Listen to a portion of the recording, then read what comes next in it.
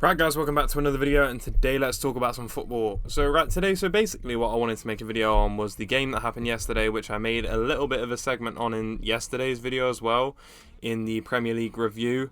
But I just really wanted to talk about Liverpool, Manchester United, and the state of each team, but mainly about Manchester United, because obviously, if you didn't know, two interesting things happened. If you would have watched the match, you would have likely seen that Harry Maguire and Ronaldo didn't start in favour of... Who did they play? They played Varane, and they played Martinez at centre-back, and who did they play at striker? And Rashford up front, actually, as well. So, playing a very young team, playing Alanga on the left, and then also playing Dalot instead of Wan-Bissaka, and then the left-back from the Eredivisie team, who I can't remember his name for the life of me.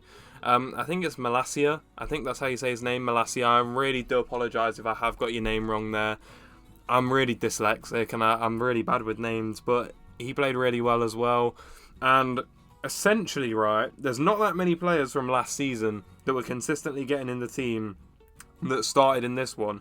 The main three players who you would have said started last year, were Bruno Fernandes, McTominay and David De Gea. Obviously there were other players there who did play, but the old spine of the team, which seemed to be the problem, your Harry Maguires, your Luke Shaws, your Wan-Bissakas, your Lindelofs, Pogbas, even Fred to a certain extent, but I don't think Fred's as bad as some people think. Even Martial wasn't playing, Ronaldo wasn't playing, obviously. There's a lot of players who people have said has been the problem for a few years who didn't play in this game. You had great games by Rashford. That Sancho goal, sorry, just while I say Sancho's name, I'm just thinking of that goal he scored. The composure from him to score that was like he was back in the Bundesliga playing at the top of his game, and I was really impressed with that goal. The amount of composure and pure skill you need to have to be able to wait, perfectly time it and just score that goal. It was a very good goal, and I just want to say, very well done by Jadon Sancho. I used to love watching Jadon Sancho when he played for Dortmund. One of my favourite players in the whole league to watch when he played there. He hasn't been the same, but obviously it's a different league and not as good. Now, in this video, I basically wanted to discuss, is this the end of Harry Maguire, Luke Shaw, Aaron Wan-Bissaka, Ronaldo? There's loads of players who it could be the end of in this rotation at this point, right? Wan-Bissaka, people used to say he was really good at Manchester United. Obviously, defensively, people were saying he was the best in the league defensively, which he was really good. He just has no attacking threat whatsoever. So essentially, you can aim all of your defence down the left side, like at Luke Shaw's side, or now Malacia's side with Alanga on that side, rather than even aiming at that Aaron Wan-Bissaka side, because you know he's not going to overlap really, and even if he does, his ball is not going to be consistent enough to really trouble the defence whatsoever.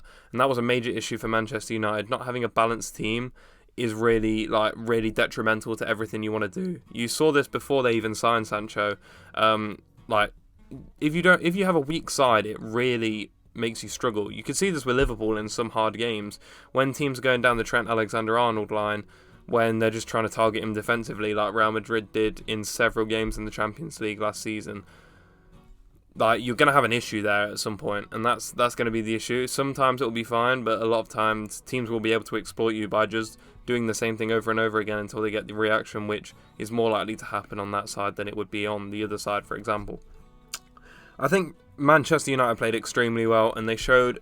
This is the most important thing for me. They showed great fight back from that Brentford game where they obviously lost 4-0, which obviously was one of the most damning games in Erik ten Hag's short stay at Manchester United. It's been one of the most dramatic things that have happened, obviously, because he's only been there 3 games now.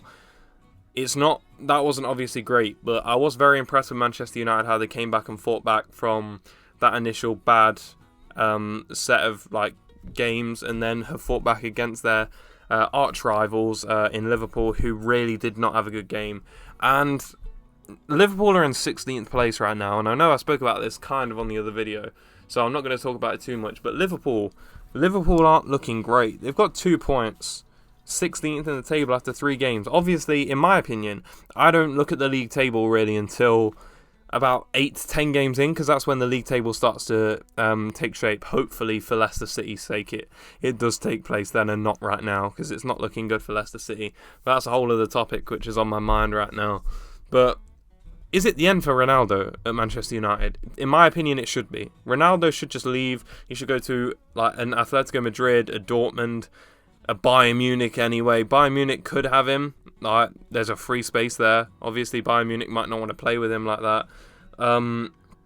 Like, there's not that many teams that could take him that are going to have good Champions League success. Like, there's a lot of teams which would take him.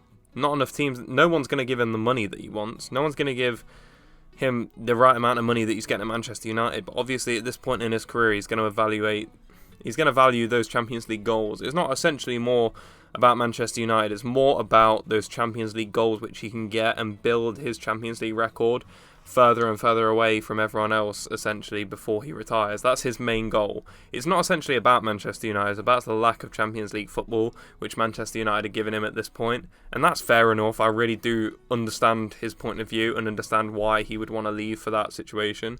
Harry Maguire, I don't know what you lot are going to do with him. He's your club captain, you've kept him as your club captain, and you've dropped him and you've won against one of the best teams in England. That surely means you can't reinstate him unless you're reinstating him in a back three, which I don't think's the worst idea, because Dalot is not a bad right wing back. Like Luke Shaw, if you want to play Luke Shaw at wing back, Malacia, I've not seen him there. But obviously, he's in my opinion, he shouldn't get in over Varane.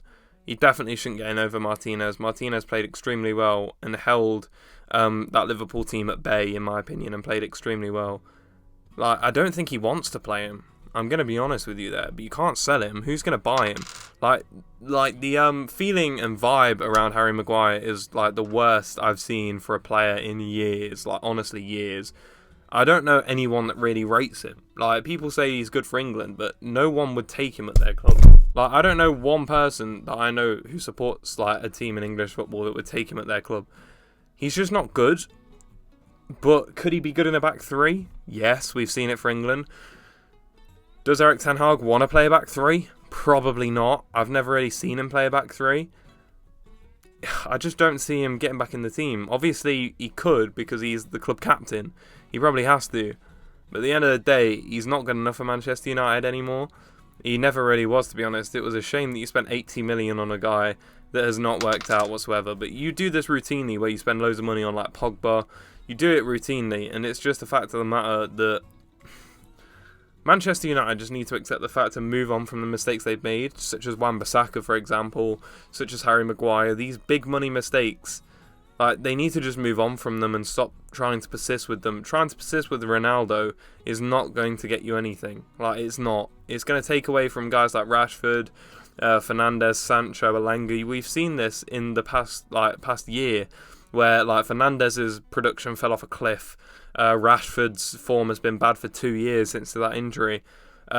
Sancho has done nothing really either. Elanga's shone a bit, to be fair, last season, but nothing to the standard which would say he's going to be like the permanent left winger in that system. It's hard to say, but without Manchester United playing Ronaldo, they have played a lot better. Like, that is just the facts of it. In my opinion, they play a lot better without him. It's a lot more fluid and a lot more dynamic as well. I like the movement and the free-flowingness of it. Obviously, when you don't have like a fixed number 9, because Rashford isn't really a fixed number 9, it allows that fluidity like a Manchester City sort of had in the past couple of seasons when they didn't have a fixed number 9. It works really well, in my opinion. As long as the front line can all score goals, it works very fine. Like, it would be fine if they didn't play Ronaldo. Even Martial coming in that position would be fine as well, in my opinion. But it's just Liverpool weren't great, and Liverpool played better towards the end.